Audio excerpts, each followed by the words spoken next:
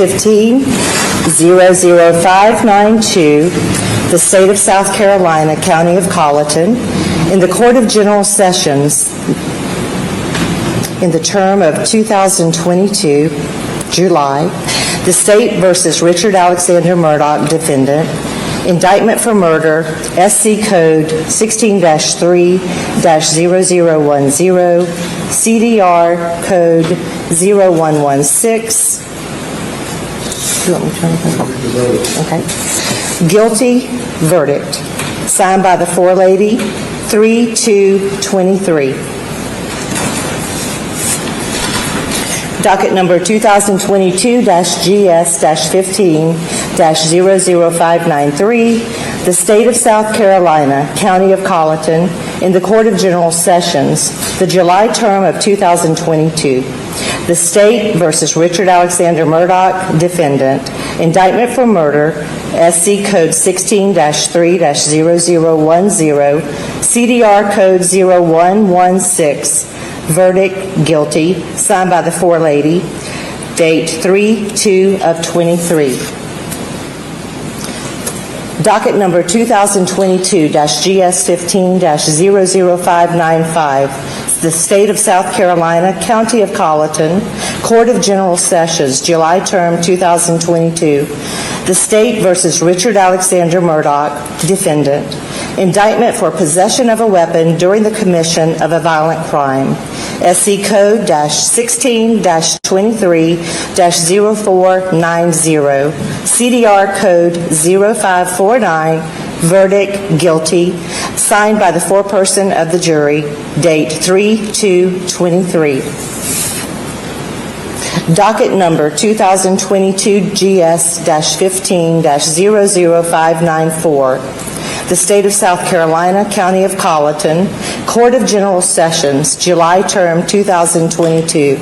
The State versus Richard Alexander Murdaugh, defendant. Indictment for possession of a weapon during the commission of a violent crime. SC Code 16-23-0490. CDR Code 0549. Verdict guilty. Signed by the foreperson of the jury, 3-2-23.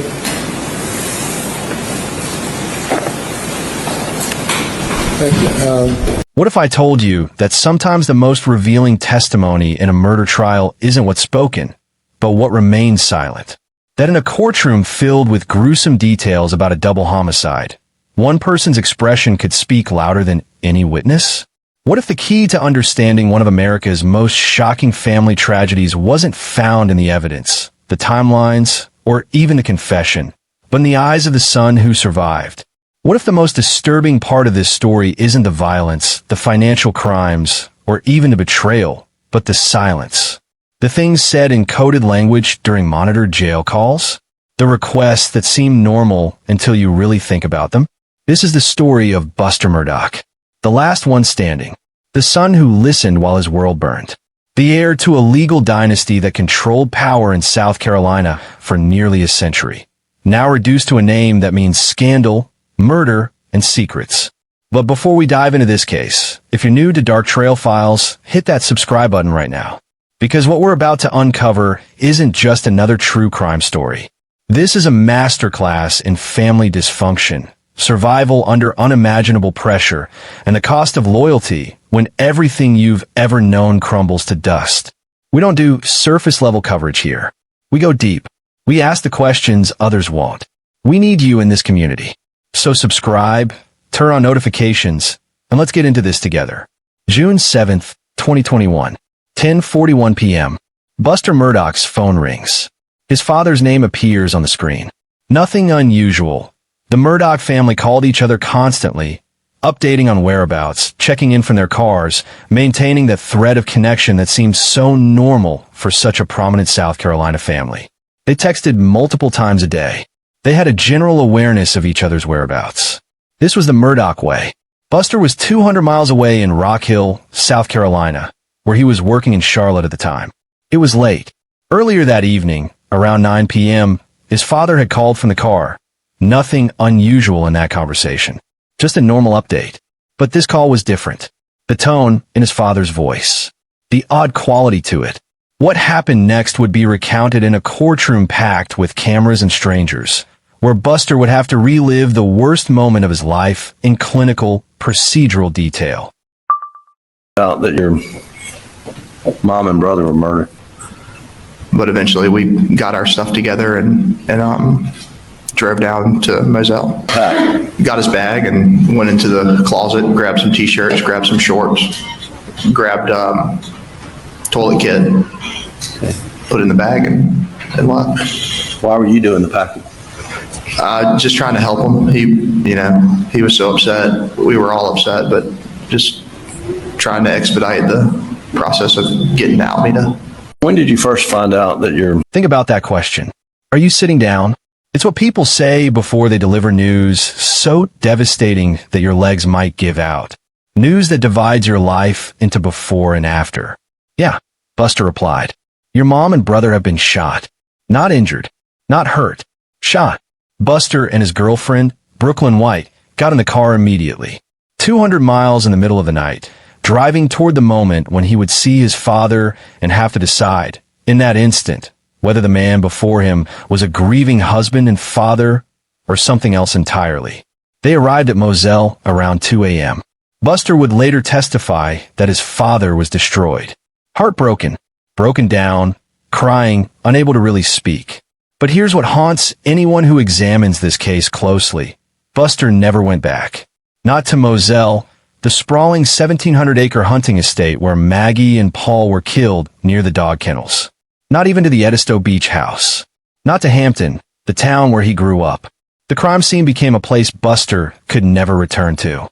Except his father had other ideas. 26 years old. That's how old Buster was when he was forced into a role no child should ever occupy. Answering clinical questions about the worst day of his life. For 3 weeks, Buster had sat in the gallery of the Colleton County Courthouse in Walterboro, South Carolina, watching as witness after witness took the stand. He heard the body cam footage of his father's 911 call. He listened to forensic experts describe his brother's wounds in excruciating detail. Paul shot twice with a shotgun. The first shot to the chest at close range leaving stippling.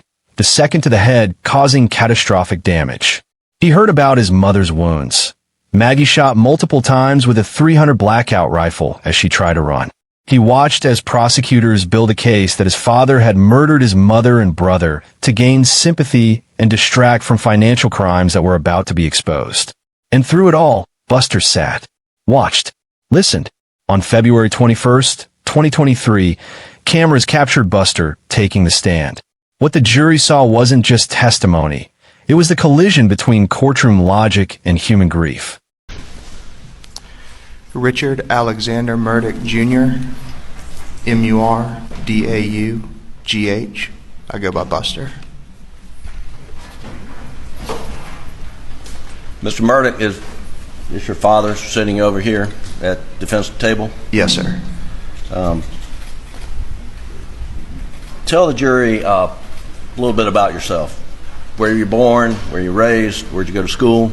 Right. So my name is Buster, 26 years old. I live in Hilton Head Island, South Carolina. I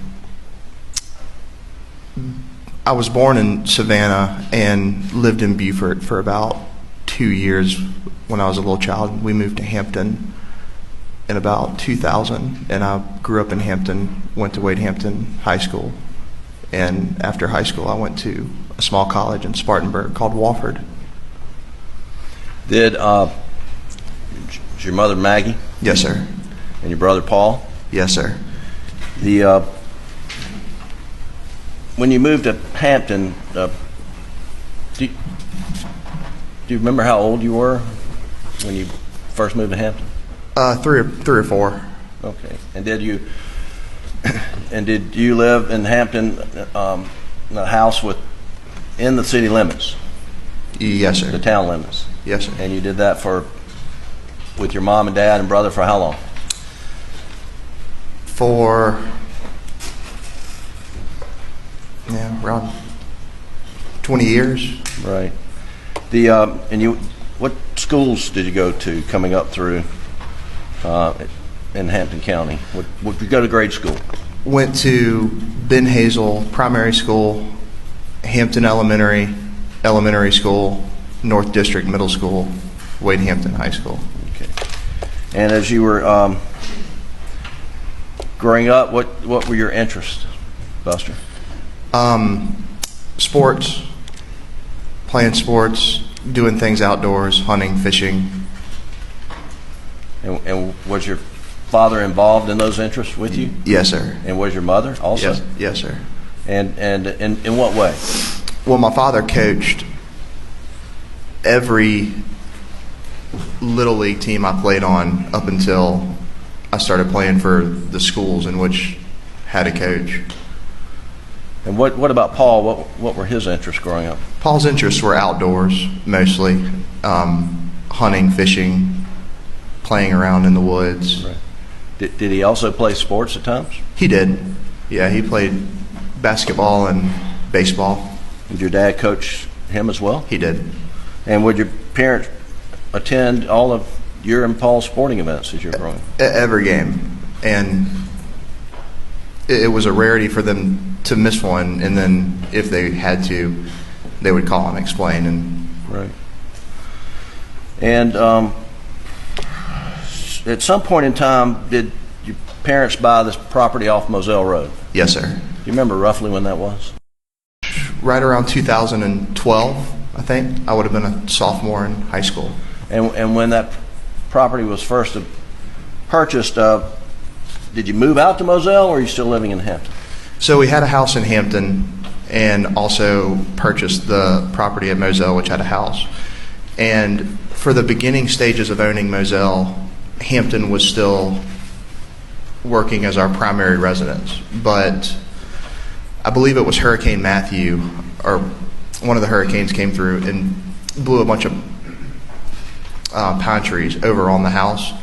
So it had to get work done to it. And from that point, we moved out from Hampton to Moselle while the house was getting fixed. And more or less, it just kind of, it never transitioned back to Hampton. It just almost like Moselle became the primary residence. And during this time, did your family also have a house at Eddystone? Yes, sir. How frequently would you stay at the house at Eddystone? Very frequently during the summertime. Okay. Almost every weekend. And when your family essentially relocated to the Moselle property, making it primary residence, were you still living at home in high school, or do you remember how old you were at that point in time? Yeah, I'm sorry, Jim. Will you say that again? Were you living at home at that point in time? Was that while you were still in high school or Yes. school? Do you remember when you transitioned to Moselle and started staying there basically full time during the school year? So when I was still in high school, we were living in the Hampton house, and then I'd gone off to college. Okay. Which is when the stuff happened, and they moved out to Moselle. So yeah, I was living at college. And when did you go off to college? 2014. Okay, so sometime after around 2014, family relocated to Moselle for the most part That's right. because of the hurricane damage. Is Yes, that- sir. Okay. Tell the jury a little bit about the Moselle property. I know they've heard a fair amount, but I think you probably know it better than anybody. Yeah, so the Moselle property it's roughly 1,700 acres, and a lot of that is really not even accessible. It's a lot of swamplands, a lot of stuff that you just, no road systems or anything like that. But a big portion of it is has road systems and everything, and it's a big property. It's broken up into several different parcels that border each other, and we have 20 some odd deer stands, dove fields, duck ponds, just all over the property. So What type of hunting did you and your brother and your father do at Moselle? everything: deer, duck, quail, dove, hogs. You have a duck pond? We have a duck pond. Okay. And the hunting was, did you have a lot of friends come out and hunt as well? Yes, sir. Okay. Now the jury has seen a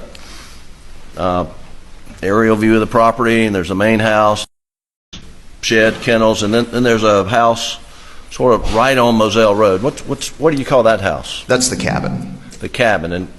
And did you live in the cabin with friends over summers at some point in time? I did. The summer of my sophomore year, after my sophomore year, me and two of my buddies lived in the cabin. Okay. And who are those buddies? Nolan Tootin and Rogan Gibson. Okay. And so we can get more of this. We've heard about hogs and pigs on the property. Can you tell the jury a little bit about that? About the hogs? Yes, sir. We had a lot of hogs, and if you don't know, hogs are very destructive to a piece of property. You know, we plant food plots for the deer, plant the fields for the doves and the ducks, and they basically go through and ruin it all. So, given the high population of hogs, we, would frequently go out and hunt them, try to cut the numbers down a little bit. Did primarily In the gun room at the main house at Moselle. And was there a pool table in the gun room? There was. Okay. Were there times when guns were left elsewhere on the property? Yes. Where else on the property would guns be left? Well, just myself. I mean, I've left them up at the shed before. I've left them on golf cart used that day. Left them in a truck. I mean, guns would just not always find their way back to the gun room. How about Paul? How was he with securing guns? Not good. What do you mean by that? Paul left guns probably more on the property than anybody else, and sometimes sometimes he would use my gun and then he would leave it, and then I'd have to track it down. Right. Did Paul carry guns in his truck? He did. Would he keep his truck locked up? No, not all the time. Did at some point in time you and Paul receive 300 blackouts for Christmas? Yes, sir. Do you remember roughly, was that 2016 or 2017? Sounds right. Okay. And what color was your 300 blackout? It was black. And have you been sitting in this courtroom during the entire trial? Yes, sir. And the jury's seen a black 300 blackout. Is that yours? It is. That is my 300 blackout. Was that the one you got for Christmas? Yes, sir. And what color was Paul's? Paul's was black and tan. And when you say black and tan, what part was tan and what part was black? So the receiver would have been tan, and and barrel would have been tan. What part would have been black? Stock, maybe. Okay. And so yours was all black, his was black and tan. That's right. What happened to his that he got for Christmas in 2016? His gun was apparently stolen, lost, taken. Yeah. How do you know that? That's just what Paul told me. What happened to your gun after Paul's was stolen? My gun became, what we would both use. And did that create some confrontation between you two at times? Yes, sir. And why? Well, kind of like I just touched on. So he would use it. He's not very good about putting it back where he found it. I leave it somewhere. I go back and, want to get it, and it's not there. Did you notice, were you aware that Paul got a replacement at some point in time? No, sir. Well, you heard about that in the courtroom? Yes, sir. Trial? Okay. But up to that point, did you ever see Paul use the replacement? No, sir. I've never seen a replacement. So every time in your presence Paul was using a 300 blackout, which one would it be? Mine.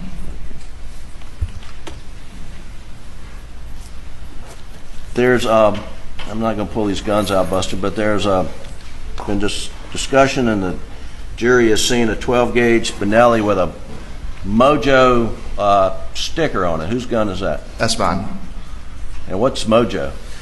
Mojo is a brand of decoy. It's basically what it is it's, say you buy a wood duck Mojo and it sits on a pole, but the wings are motorized, so it's to replicate, a more alive duck. And did you? Why's your Benelli have a Mojo sticker on it? Because I bought a Mojo decoy, and in the box it came with a sticker, and I put the sticker on the gun barrel. And so that way you know that's your gun. That's right. I believe the evidence in the case is that Mojo Benelli, when it was seized, was loaded. Okay. And I think it was loaded with a 3-inch and a 3.5-inch turkey load. Do you remember that you would load?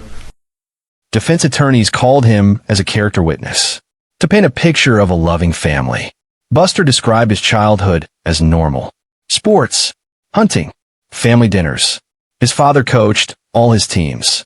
The family settled disagreements without violence. He talked about Moselle, thousands of acres, swampland, hunting grounds. They had a lot of guns and many types of guns, different ammunition for different animals. He talked about the boat crash that killed Mallory Beach, how it consumed his mother with anxiety, how she withdrew from the community, felt people staring and talking. But prosecutors had different questions designed to expose the cracks. Did you know your father had an opioid addiction? The question hung in the air like a challenge. How much did Buster really know about the man sitting at the defense table? Excuse me, Buster, were you aware that your dad had a opioid addiction? A little bit. I knew a little bit about the usage of pills. What did you know about it? I knew that either my brother and mom had found them at some point, and then told them like, "Hey, we found these." And I want to say the 2018 around Christmas, he went to a detox facility after Christmas, and that was my knowledge of it. Thought that handled it, and then there were a couple more times after the fact where they would kind of go into this finding pills, all that stuff, and then he did a few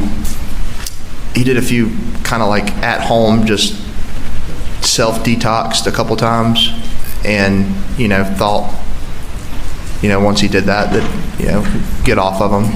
But that was kind of my general knowledge about it all. You thought he had beat it? That's right. Yes, sir.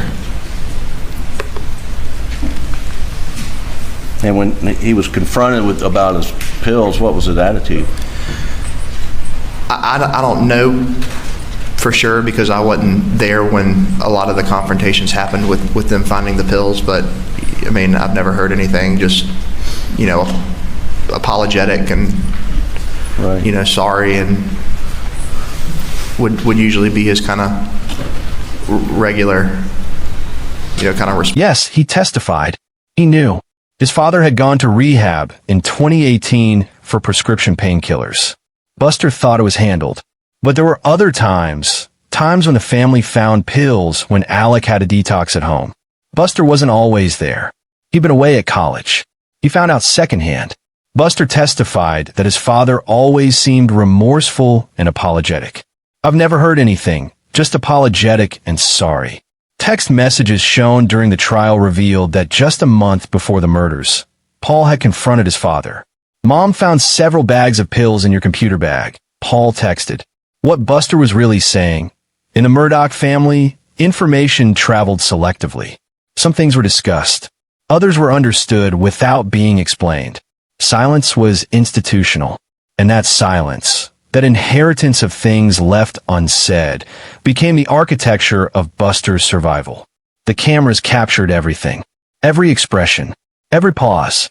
Every moment when what wasn't said became deafening. During graphic testimony about Paul's injuries, details so horrific they made seasoned court observers flinch. Cameras caught something on Buster's face. Some called it a smirk. Others called it a coping mechanism. Trauma experts would later say that emotional flattening is how some people survive testimony about violence inflicted on someone they loved. But in that moment, sitting in a courtroom where his brother's wounds were being clinically described, where his mother's final moments were being reconstructed, where forensic pathologists discussed entry and exit wounds and blood spatter patterns, Buster's face told a story that words never could. Detachment. Distance. The look of someone who had learned to separate feeling from function. Sometimes the most revealing testimony isn't spoken, it's shown. When asked about the family's weapons, Buster's testimony revealed something else about the Murdaugh household. A world where firearms were as common as... And where were the guns kept primarily? In the gun room at the main house at Moselle. And was there a pool table in the gun room? There was. Okay. Were there times when guns were left elsewhere on the property? Yes. Where else on the property would guns be left? Well, just myself. I mean, I've left them up at the shed before. I've left them on golf cart used that day. Left them in a truck. I mean, guns would just not always find their way back to the gun room. How about Paul? How was he with securing guns? Not good. What do you mean by that? He would. Paul left guns probably more on the property than anybody else, and sometimes sometimes he would use my gun and then he would leave it, and then I'd have to track it down. Right. Did Paul carry guns in his truck? He did. Would he keep his truck locked up? No, not all the time. At some point in time, you and Paul received 300 blackouts for Christmas. Yes, sir. Do you remember roughly, was that 2016 or 2017? Sounds right. Okay. And what color was your 300 blackout? It was black. And have you been sitting in this courtroom during the entire trial? Yes, sir. And the jury's seen a black 300 blackout. Is that yours? It is. That is my 300 blackout. Was that the one you got for Christmas? Yes, sir. And what color was Paul's? Paul's was black and tan. And when you say black and tan, what part was tan and what part was black? So the receiver would have been tan, and and barrel would have been tan. What part would have been black? Stock, maybe? Okay. And so yours was all black, his was black and tan. That's right. What happened to his that he got for Christmas in 2016? His gun was apparently stolen, lost, taken. Yeah. How do you know that? That's just what Paul told me. What happened to your gun after Paul's was stolen? My gun became, what we would both use. And did that create some confrontation between you two at times? Yes, sir. And why? Well, kind of like I just touched on. So he would use it. He's not very good about putting it back where he found it. I leave it somewhere. I go back and, want to get it, and it's not there. Did you notice, were you aware that Paul got a replacement at some point in time? No, sir. Well, you heard about that in the courtroom. Yes, sir. Okay. But up to that point, did you ever see Paul use the replacement? No, sir. I've never seen a replacement. So every time in your presence Paul was using a 300 blackout, which one would it be? Mine.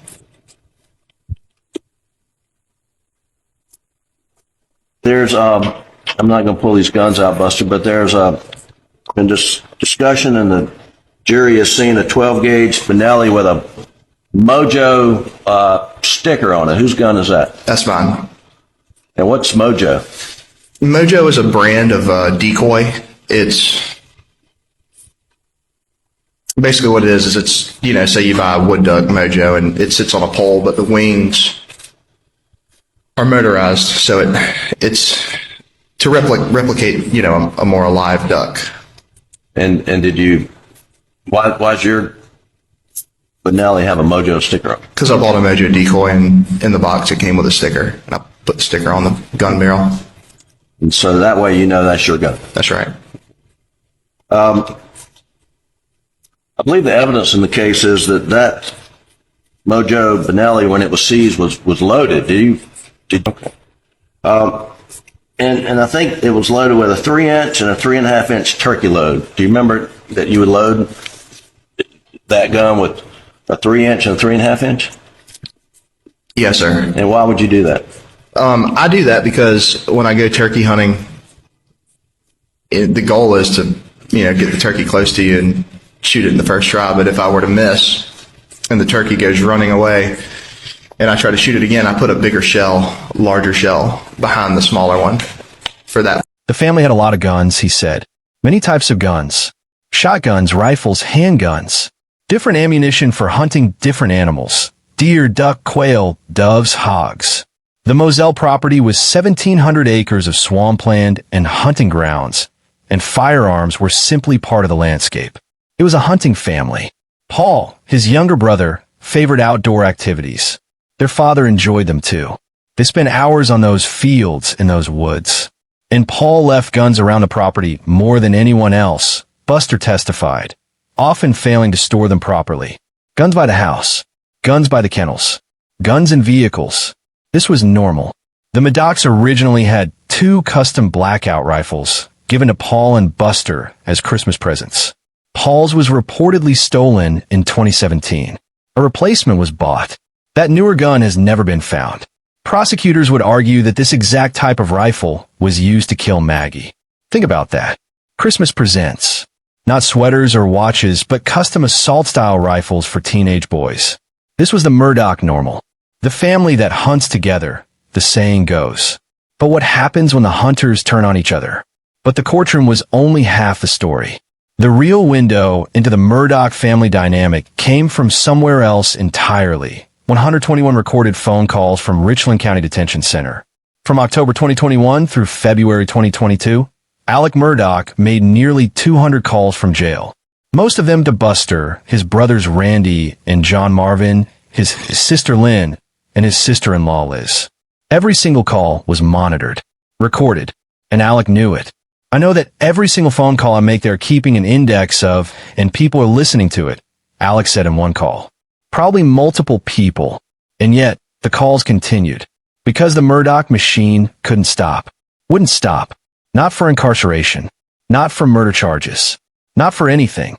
And what those calls revealed was chilling. Money. In the Murdaugh family, it was always about money. How to move it. How to hide it. How to keep it from the receivers trying to freeze their assets. How you doing on finances? Pretty slim, but it'll be getting better. Well, listen here. Do you want me to tell Uncle John to give you, several $1,000s, and then I'll pay it back? No, it's just I've just had expenses, like considering I had to change my medical insurance. Well, we need to get John to pay for the storage facility and then let me pay him back. Well, I don't understand how you would. You need to be paying. But anyway, I mean, do you want me to get him to give you just, I don't know, $4,000 or $5,000 so you just have, and you don't have to worry about expenses? No, because I've got that money. Right now my bank account, I've got $10,000. A little bit more when I get. Sure, like when you go play golf, you can, if you want to, get a shirt and have a drink and have drinks or whatever at the bar and this, that, and the other. Yeah, I've got stuff that can settle all that. All right. Well, you just got to keep me posted because, I can get him to give you money and then pay him back. Okay. Well, you got to keep me posted and let me know, okay? All right. Everything else going okay? Yeah, everything's fine. You want to take my clubs? No, I just use mine. I don't know where yours are. I think yours are still in the Mercedes. It's a slug. In one October call, while Buster was on a family trip to Nevada with his uncle John Marvin, a trip that would become notorious when photos of Buster gambling at a Las Vegas casino table appeared as evidence in court, Alec warned them from jail. In court the other day, he told them prosecutors made a big deal about asset movement. The state was going to try to prevent them from selling things. They needed to complete as many transactions as possible before everything got frozen. I told y'all that was coming, Alec said to Buster, his tone matter of fact, as if discussing the weather rather than the dismantling of a family empire. 2 days later, the wheels were already in motion. The state moved to freeze Alec's assets, money to pay back his alleged fraud victims. Buster was still in Nevada when his father called again. The new developments with emotions and everything trying to get us to quit selling stuff. I don't know really what that has in store, Buster said. Yeah, man, I told y'all that was coming, Alec replied. Buster's response revealed not just awareness, but active participation in the family's financial maneuvering. He was coordinating with his uncle, meeting with attorneys from his father's former law firm, moving hundreds of thousands of dollars, all while his father directed operations from a jail cell. In one call, Alec references a complex financial transaction involving Mark Ball, an attorney from the law firm that had just sued Alec for millions in misappropriated funds. Buster was facilitating a check for $350,000, picking it up in Charleston, running it to Palmetto State Bank. That makes me feel better, Alec told his son. This wasn't a father comforting a grieving child. This was a boss confirming his orders were being executed. Even incarcerated, the power dynamics remained intact. Prison walls didn't end control. They just relocated it. And Buster? Buster was the faithful lieutenant, carrying out commands, managing the chaos, keeping the machine running. But here's where it gets disturbing. Across dozens of calls, one theme emerged with startling clarity. Alec Murdoch wasn't primarily concerned with grief, with processing the loss of his wife and son. He was obsessed with one thing: media coverage. Again and again, the same questions. What are they saying? Were people watching? How is the family being portrayed? TV Friday bus. I saw John Marvin on there for just a second.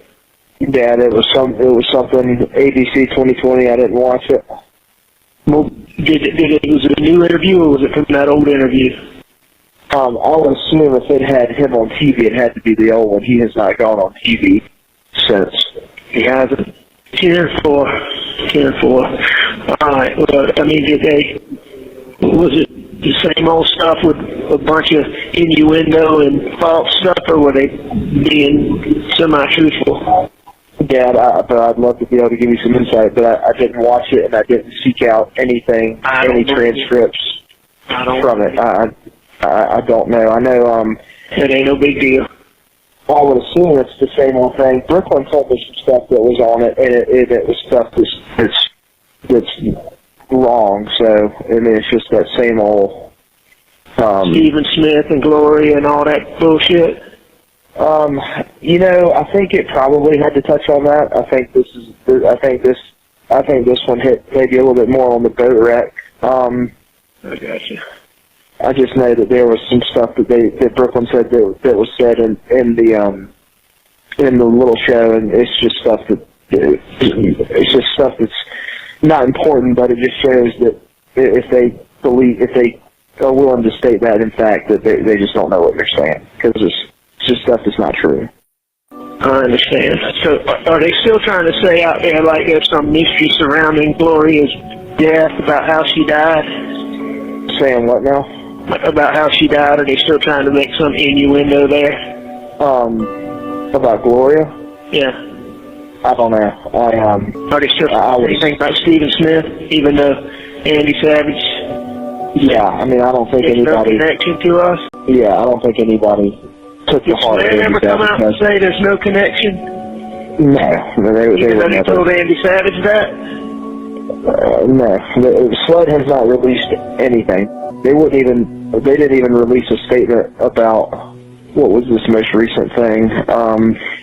There was something came out not long ago talking about how there's been like a breakthrough in evidence to do with like the homicides, and SLUD wouldn't even come out and issue a statement saying that there has been no further evidence like gathered.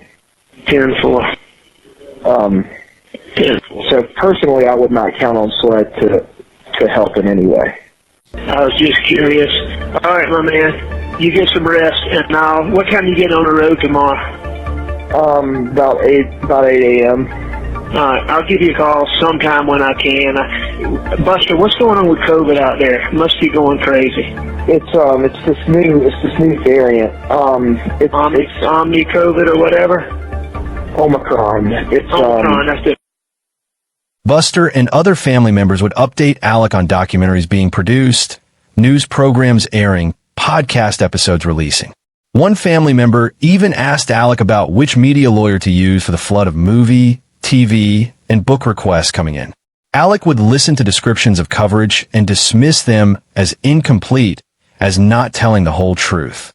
He was acutely aware of how the family was being depicted, obsessed with the narrative being constructed.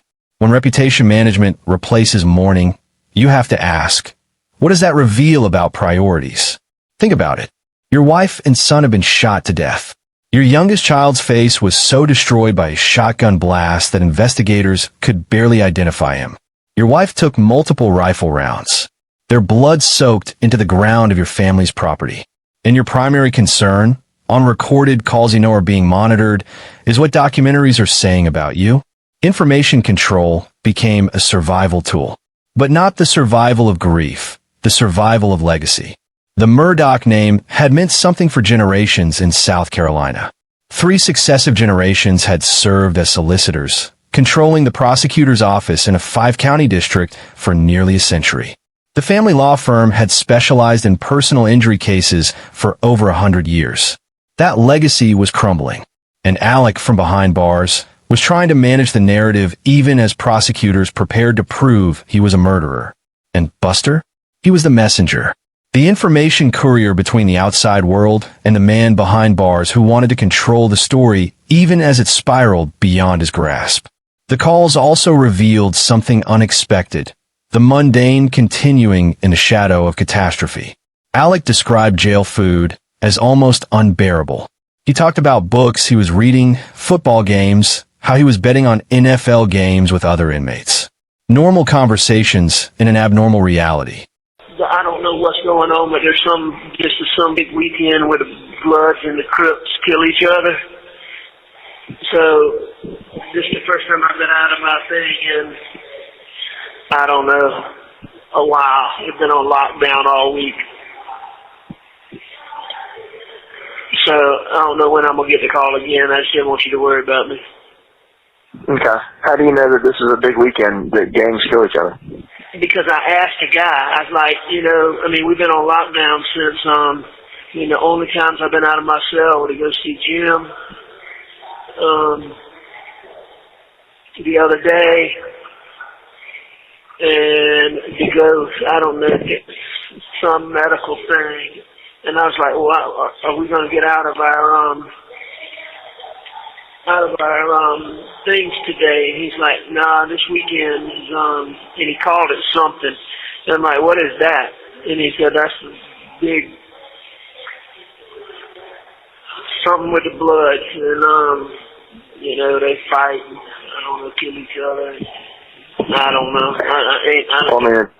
I ain't seen no Bloods where I'm at, but I guess it's uniform across the board. Okay. Anyway, that's what they told me. In one December call, Alec discussed NFL betting with his son and brother. They talked about spreads and point totals like they were at a sports bar, not a detention center visiting line.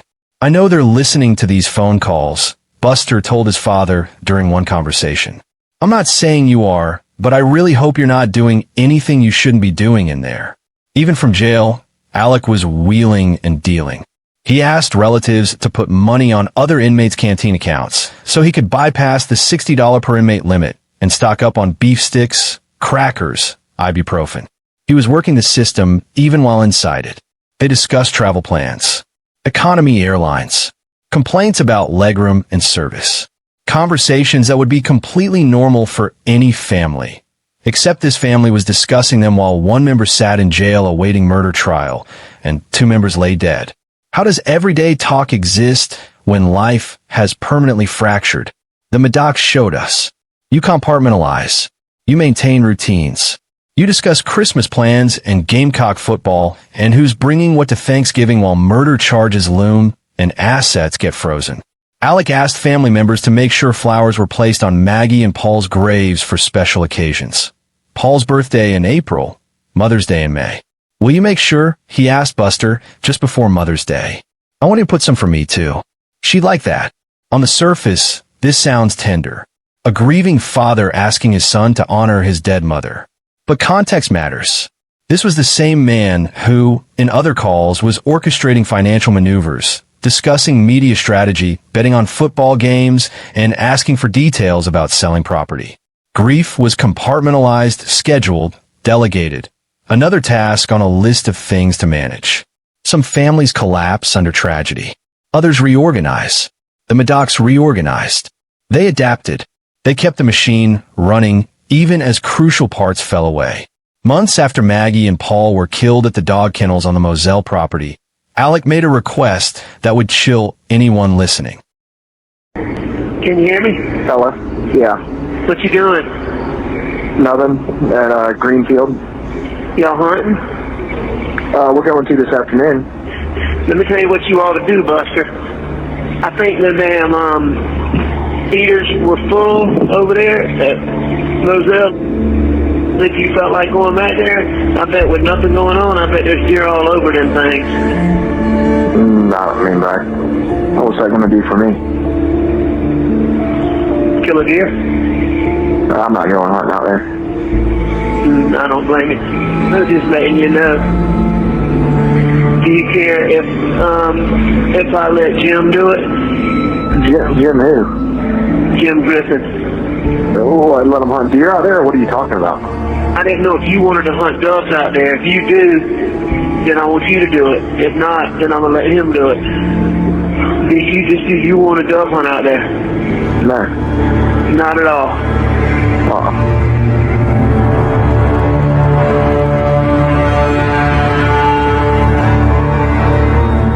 During his testimony, prosecutor John Meadors asked Buster directly, "Did you ever go back to Moselle after the murders?" No, Buster testified. "Did your father ever ask if you wanted to go hunting out there?" Yes, but he didn't go. Let that sink in. The place where his mother and brother were brutally shot, where investigators found shell casings and blood and brain matter, where crime scene tape had cordoned off the dog kennels, where Buster had arrived at 2 a.m. to find his father supposedly destroyed, became, in his father's mind, viable hunting grounds again. A place of death reframed as familiar ground, as if trauma could be normalized through routine. For Alec, Moselle was property, assets, 1,700 acres of hunting land with dove fields, duck ponds, and deer stands. The fact that two people he claimed to love had died there violently seemed almost incidental to its utility. The property had a huge population of hogs that needed to be hunted to protect the dove fields. Life goes on. The land serves its purpose. Come hunting with your old man. But for Buster, Moselle was something else entirely. It was the last place he saw his brother and mother alive, or what was left of them. It was where he arrived in the middle of the night to find blood, police tape his father's tears. It was where they showered the next morning, trying to wash off the horror, trying to process what had happened. It was the place he swore he'd never return to. What does it mean psychologically to treat a crime scene as neutral or even recreational? It reveals something profound about how some people process violence, or don't process it at all. Trauma experts would say that Alec's invitation to hunt at Moselle showed a complete dissociation from the emotional reality of what happened there. That the crime scene became just geography again, stripped of its horror, available for use. A remarkable ability to compartmentalize, to separate function from feeling, but also shows something about control, about reclaiming a space, about refusing to let the murders, whether he committed them or not, take away something that belonged to the Murdaugh family for generations. This was their land, their heritage, their hunting grounds, and no amount of death was going to change that. Not if Alec had anything to say about it. Buster never returned to Moselle. Not to hunt. Not for anything. That property, which prosecutors would later sell for $3.9 million to buyers who wanted it for hunting and farming, remained a wound he couldn't touch. The new owners weren't interested in the house where the Murdaughs had lived. They partitioned the buildings and surrounding 21 acres, selling them separately for $1 million, well below market value. Nobody wanted to live where the Murdaugh murders happened. The property felt heavy, observers said. Abandoned. The grass had grown tall, bushes overgrown, the dog kennels empty. It was a place marked by death. Except, apparently, Alec thought it was fine to hunt there. Just another day in the Low Country. Just father and son, doing what Murdaughs had always done on that land. But if you thought that was the most disturbing call, there's more. Christmas 2021. 6 months after the murders. Buster is trying to survive his first holiday season without his mother and brother. And his father has a suggestion. Nights are better.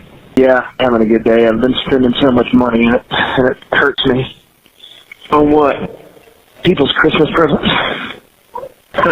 Well, I mean, I gotta buy a present for everybody. well, And it's a lot of people. I'll tell you this, Bus. What? Hang on. We Hello? give people something that was Mom or Paul's. And I think people really like that. Well, I mean, I wasn't gonna do that. We'll see if I get out of here, which, like I say, I'm not optimistic, but we'll see. We'll see. They seem to be optimistic, but they were optimistic the first time too. Right. Anyway, Well, I mean, I've already bought everybody something, so. well, we'll talk about finances when I get out of here, but I'm gonna make sure you're okay. Well, I mean, I make money, I know. and if I don't go back in the spring, then I'll continue to make more effectively. I know. Talking about anyway, we'll get all that square. Talk to you when we're not on this phone being recorded. Give away their belongings as gifts. Maggie's things, Paul's things, the physical remnants of people who were gone, not kept as mementos, carefully preserved, redistributed as Christmas gifts. When grief is boxed, labeled, and handed away, what does that say about how a family processes loss? Material objects became emotional substitutes, a way to avoid confronting the reality that 2 members of the family were never coming back. For Buster, this meant one more responsibility, managing not just finances and media and legal strategy, but the literal belongings of the dead. Survival didn't mean healing. It meant managing chaos. February 23rd, 2023. Alec Murdoch took the stand in his own defense. During his testimony, Alec looked directly at his surviving son. The cameras captured it all. Buster,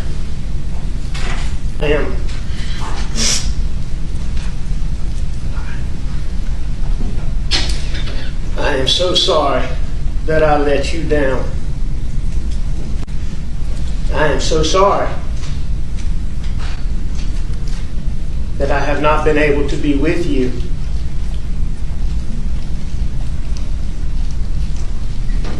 During such hard times. I am so sorry that I did so many things that are so contradictory to every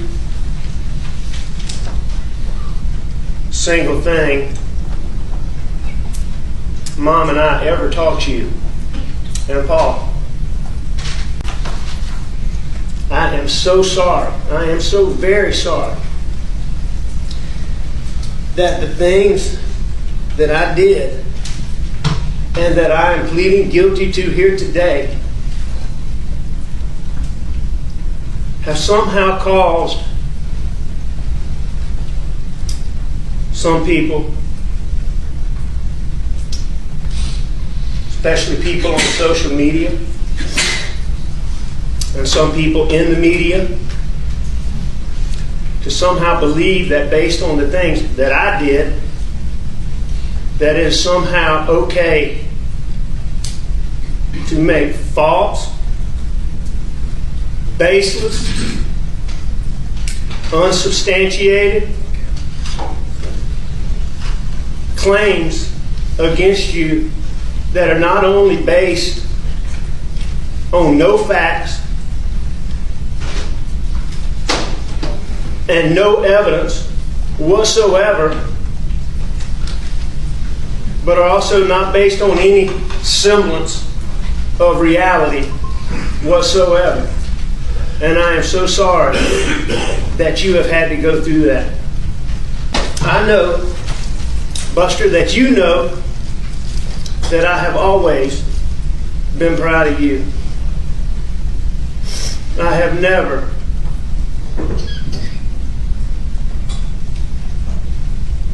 been more proud of you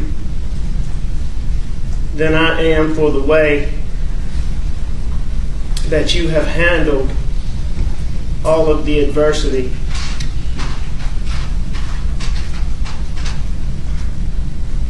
that I put on you.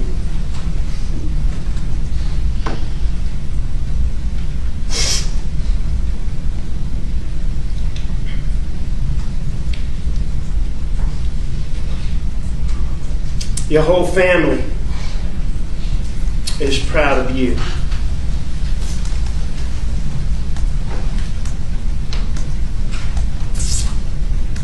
Mom is proud of you. And Papa is proud of you.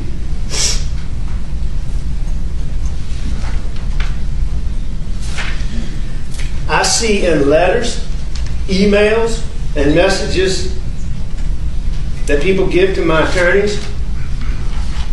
Alex smiled at Buster during testimony.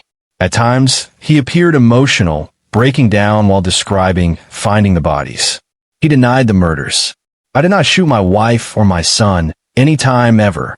But then came Prosecutor Creighton Waters' cross-examination. Methodical, brutal, taking Alec through every lie, every inconsistency.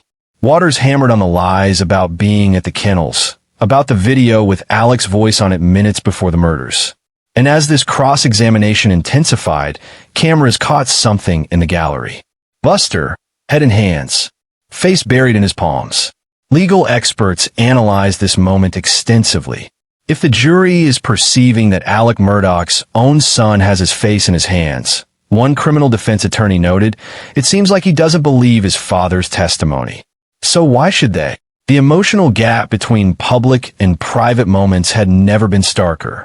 The son who had testified on his father's behalf showed, for just a moment, the weight he was carrying. When survival itself becomes a responsibility, even breathing feels like labor. On March 2nd, 2023, after less than 3 hours of deliberation, the jury returned guilty verdicts on all counts. Alec Murdoch was convicted of murdering his wife Maggie and son Paul. 3 hours. The speed shocked legal analysts.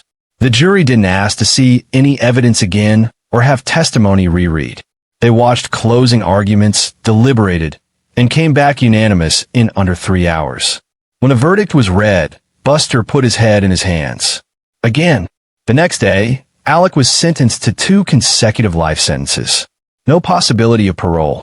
After sentencing, Alec reportedly mouthed it's okay to Buster. And then Alec was gone. To prison, moved to an undisclosed location for his safety. 2 months after conviction, the first prison call between father and son was released. It lasted 42 seconds. I need people to talk. But you know, I'm way past worrying about what people that don't matter say. You know, there's so many people that they don't have a friggin' clue. Well, it's easier for you. You don't run into these people in public. Which people? Any people that has a negative outlook on this thing. Well, do you know who they are? I mean, nah, man, but I mean, I get stopped and yelled at all the time. I got cussed out in the gas station the other day. You kidding? Nah. So what? Being who I am, I guess. Who was it? And so I don't know who he is. Some redneck fellow. And what did he say? He just started making a ruckus in the gas station, yelling at me, talking about WTOC's looking for me, and, you know, called me a piece of shit and just stuff like that.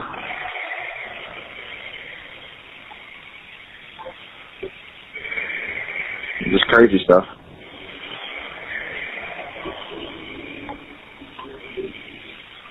I'm sorry as I can be.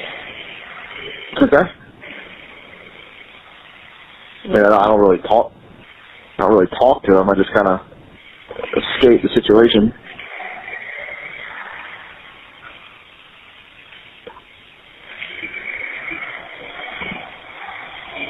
WTOC. I mean, what does he know about WTOC? Man, apparently he said he saw something on the news where they said that people are looking for me or someone's, I don't know what he said. I mean, it's not like I sat there and asked any questions. I mean, I understand that you've done illegal but that doesn't mean you can just, turn a cold shoulder to the laws of the United States. I've allegedly done illegal stuff. I'm kidding. Anyway,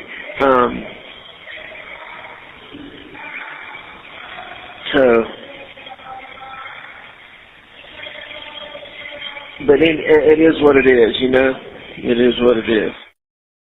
Hey, buddy, Alex said. Hey, I don't have a whole lot of time. I just boarded a ferry to go back to Hilton Head Island from Dofusky Island. Buster responded, sounding hurried. Distant. The call was cold. Transactional. The line crackled with static. There was an awkward pause. Love you, Alex said before hanging up. Buster was moving on with his life while his father sat in a prison cell, convicted of murdering the family Buster had lost. But here's something that deserves attention. Before the conviction, before the trial, there were other calls. Lighter calls. In some calls from 2021 and early 2022, you can hear laughter. Jokes. A father and son discussing bets on football games, complaining about economy airlines, sharing updates on family gatherings. I need people to talk, but I'm way past worrying about what people that don't matter say. There's so many people that they don't have a freaking clue. Well, it's easier for you. You don't run into these people in public. Which people? Any people that has a negative outlook on this thing. Well, do you know who they are? I mean, nah, man, but I get stopped and yelled at all the time. I got cussed out in the gas station the other day. You kidding? Nah. So what? Being who I am, I guess. Who was it? Yeah, and so I don't know who he is. Some redneck fella. And what did he say? He just started making a ruckus in the gas station, yelling at me, talking about WTOC's looking for me, and called me a piece of shit and just stuff like that.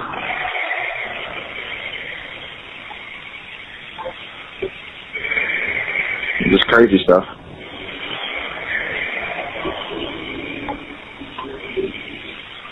I'm sorry as I can be. Okay. Yeah, I don't really talk to him. I just kind of escape the situation.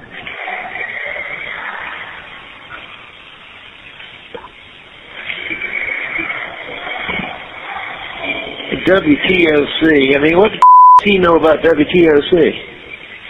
Man, apparently he said he saw something on the news where they said that people are looking for me or someone's, I don't know what he said. I mean, it's not like I sat there and asked any questions.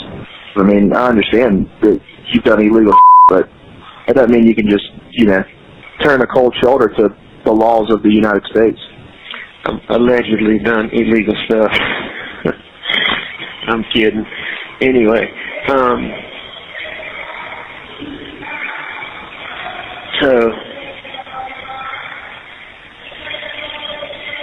but it is what it is, It is what it is.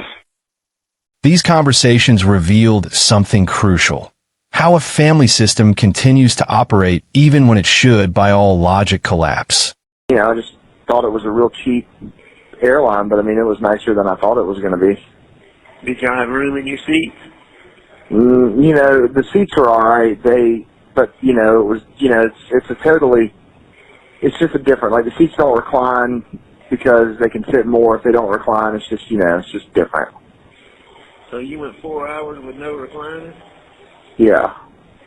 But, everything was still fun, and then going to Sedona was a good time. Did you get to gamble any? Yeah, so I did go gambling, and then the next day there was an article created about how I'm misusing funds. By gambling? Yeah, someone took a picture of me and John Marvin in the casino. You're kidding me. What a fucking... Are you kidding me?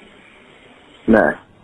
How'd they recognize you? Man, I guess, I'm a national figure, I think. I guess you're going to have to wear a hat and shit when you go places. Some families don't fall apart under scandal. They adapt. They maintain hierarchies. They preserve routines even as the ground crumbles beneath them. The Murdaugh family was a machine that kept running, even with missing parts. Here's the question that haunts this case. What does Buster know that he's never said? In October 2024, Buster gave his first major interview since the trial. He sat down with Fox News for a documentary called The Fall of the House of Murdaugh. He told the interviewer that he believes his father is innocent, that the real killer is still out there, that he fears for his own safety every night when he goes to bed. I think I set myself up to be safe, he said, but yes, when I go to bed at night, I have a fear that there is somebody that is still out there. This isn't a casual statement. Buster genuinely believes that whoever killed his mother and brother might come for him too. He's lived with that fear for years. The fear colors everything. Where he lives, how he moves through the world, who he trusts. But he also admitted something crucial. When asked if his father possesses psychopathic traits, Buster didn't deflect. He didn't defend. He said, I'm not prepared to sit here and say that it encompasses him as a whole, but I certainly think there are characteristics where you look at the manipulation and the lies and the carrying out of that such, and I think that a fair assessment. Read that again. Buster, the defending son, the loyal witness, the character witness who testified that his father was destroyed and heartbroken, acknowledged that his father is manipulative, a liar, someone capable of carrying out elaborate deceptions. He used the word manipulation. He referenced the lies, and not just any lies, but lies carried out with calculated precision. And yet, in the same breath, he maintains innocence in the murders. The cognitive dissonance is staggering. But maybe that's the point. Maybe survival for Buster means holding two incompatible truths in his mind simultaneously. Maybe it means being both the son who believes and the son who knows better. Maybe it means acknowledging that your father is capable of manipulation and lies while insisting he's not capable of murder, even though manipulation and lies would be essential tools for anyone who did commit such a crime and try to cover it up. When the interviewer asked if Buster worried he might be like his father, he was firm, "No, I do not worry, because I am not a thief. I'm not a liar. I'm not a manipulator." Notice what he listed. Thief, liar, manipulator. These are the things his father is. These are the traits Buster explicitly rejects for himself. And in doing so, he confirms what he knows about Alec. Maybe silence really can be taught, inherited, and enforced across generations. But maybe, just maybe, Buster is learning how to break it, one carefully worded statement at a time. Today, Buster Murdaugh is 29 years old. He lives in Bluffton, South Carolina, with his longtime girlfriend, Brooklyn White, who stood by him throughout the trial, sitting beside him in the courtroom day after day. In 2023, they purchased a home together, a fresh start away from Hampton, away from the properties tied to his family's tragedy. He received $530,000 from the sale of Moselle. He was removed from the wrongful death lawsuit filed by Mallory Beach's family, the family who lost their daughter in the 2019 boat crash, where Paul was driving drunk with 3 times the legal blood alcohol limit. The Beach family feels like Buster had suffered enough, their attorney Mark Tinsley said. It was important to get Buster out of the lawsuit. Suffered enough. What does that even mean for someone in Buster's position? He lost his mother, a woman who, by all accounts, was consumed with worry over her youngest son's legal troubles, who withdrew from her community because she felt people staring and talking, who was shot multiple times at the family property she'd come to think of as a retreat.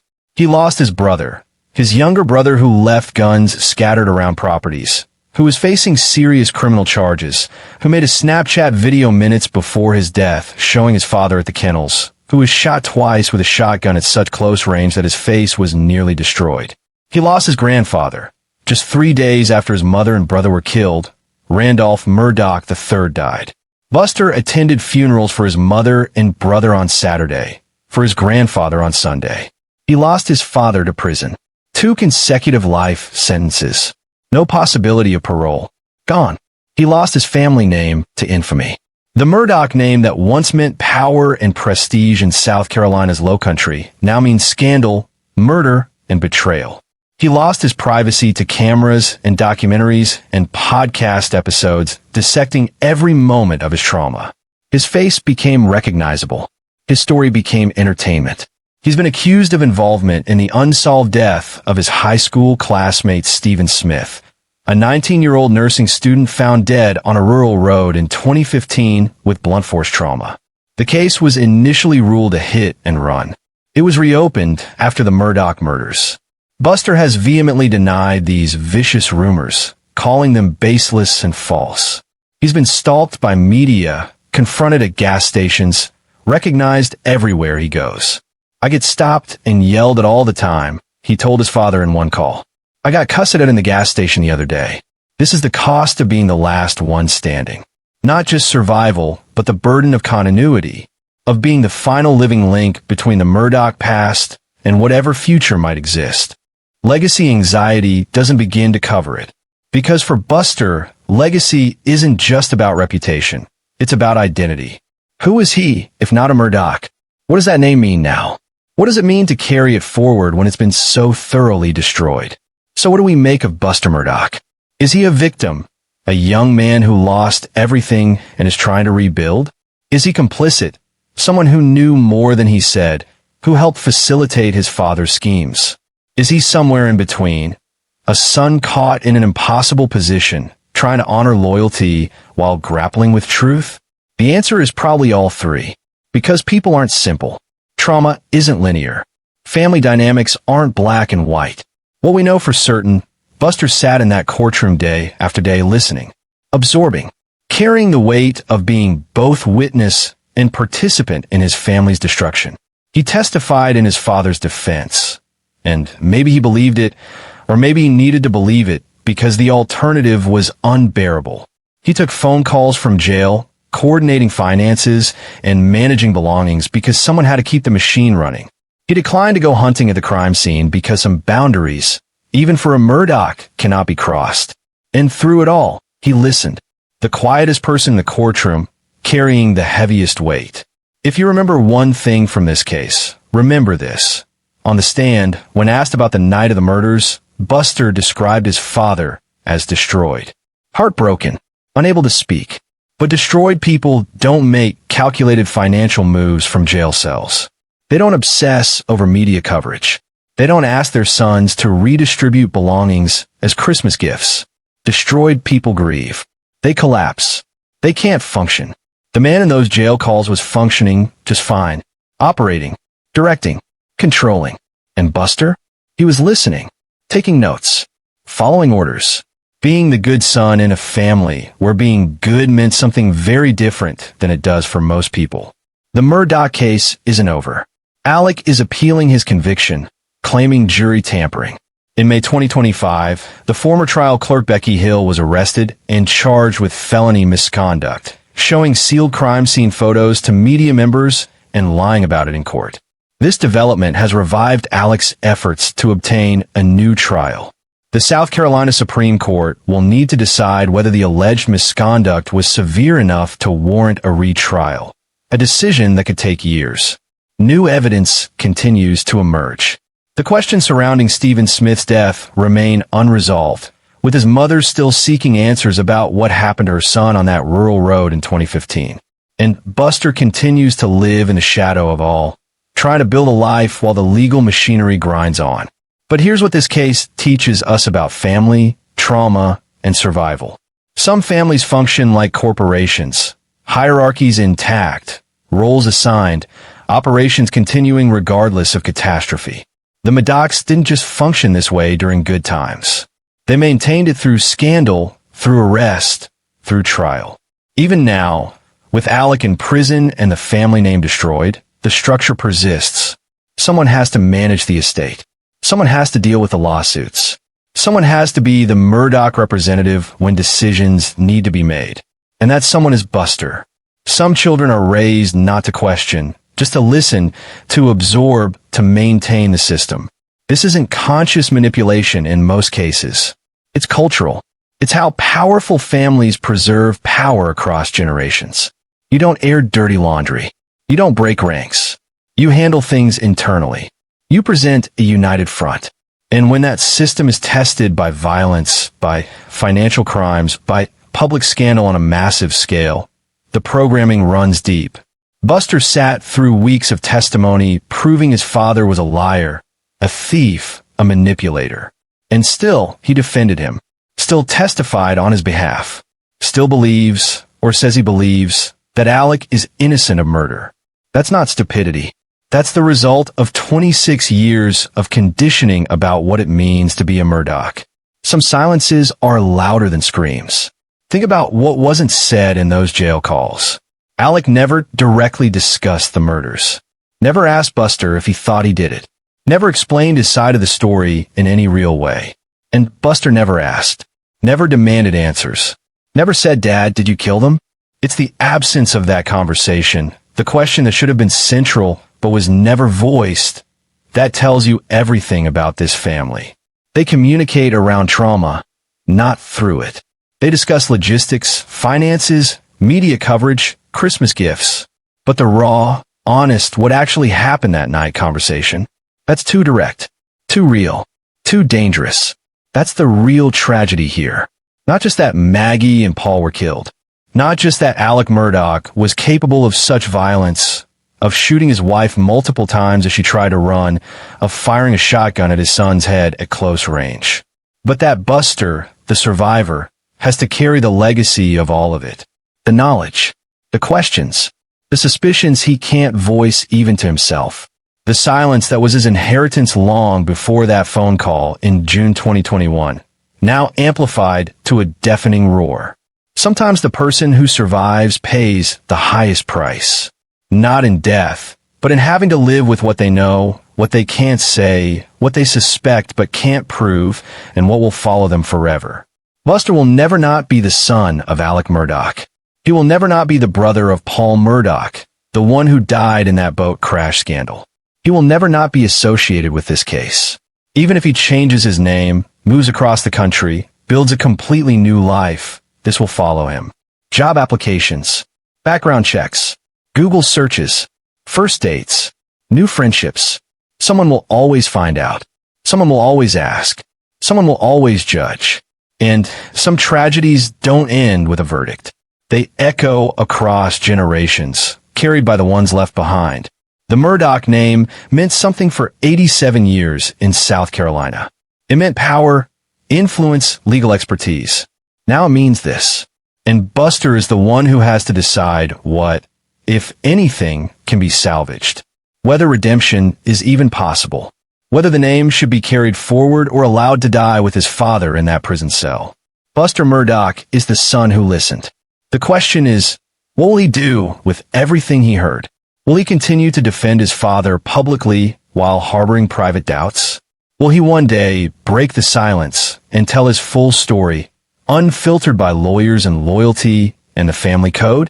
Will he spend the rest of his life caught between the son he was raised to be and the man he's trying to become? We don't know. Maybe Buster doesn't know either. Maybe he's still listening, still absorbing, still trying to make sense of a story that doesn't make sense. A father who says he loved them, but is convicted of killing them. A family system that functioned smoothly while concealing addiction, theft, and ultimately violence. A legacy that promised so much and delivered devastation. What we do know is this: Buster is still here, still standing, still carrying the weight. And every day he wakes up, he makes a choice about what that means. If this case showed you something about family dynamics you've never considered before, if it made you question the cost of loyalty or the weight of silence, then you need to be part of this community. Subscribe to Dark Trail Files. We're not just covering cases, we're diving into the psychology, the patterns, the questions that keep you up at night. Hit subscribe, turn on notifications, and stay with us as we continue to explore the darkest corners of true crime. This is Dark Trail Files, and we'll see you in the next case.